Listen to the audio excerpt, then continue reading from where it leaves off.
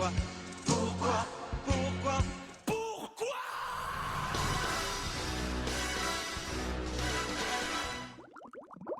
Pourquoi je ne peux plus confondre enjeu et objectif? Bienvenue dans les bulles d'infos pour faire pétiller votre management. Je suis Corinne Jaglin, cofondatrice du management sensationnel.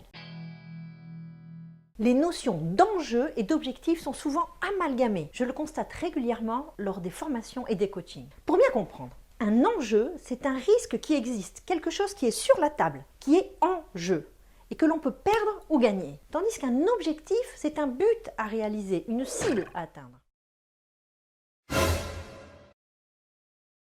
La confusion est facile et la notion d'enjeu peut paraître complexe et ardue, contrairement à celle des objectifs qui est clairement opérationnelle et facilement identifiable.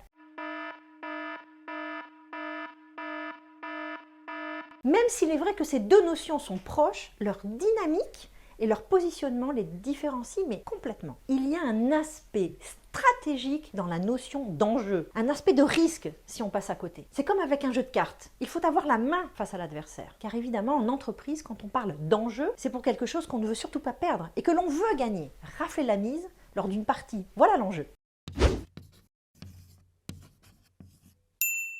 Il est important de distinguer ce qui relève des enjeux et ce qui relève des objectifs. Car identifier l'enjeu permet deux choses. Premièrement, de déterminer les bons objectifs. Les objectifs sont la partie visible des enjeux, le bras armé, si je puis dire, des enjeux. Et en deuxième point, donner du sens et de la motivation à l'action. Un exemple. Premièrement, l'enjeu, attirer des talents pour avoir les ressources et les compétences nécessaires à notre développement. Premier objectif pour répondre à cet enjeu, créer une marque employeur. Second objectif, rédiger des annonces attractives. Troisième objectif possible, augmenter notre visibilité sur les réseaux sociaux. Vous l'avez compris, faire la différence entre enjeu et objectif, voilà qui va renforcer à coup sûr votre vision stratégique et votre leadership. Je vous invite à revoir ou à découvrir la bulle d'infos « Pourquoi je ne peux pas être 100% descendant » en cliquant sur le lien dans les commentaires. Si vous avez aimé cette vidéo, n'hésitez pas à liker et à la partager. Et pour continuer à pétiller avec les bulles d'infos, abonnez-vous. À bientôt.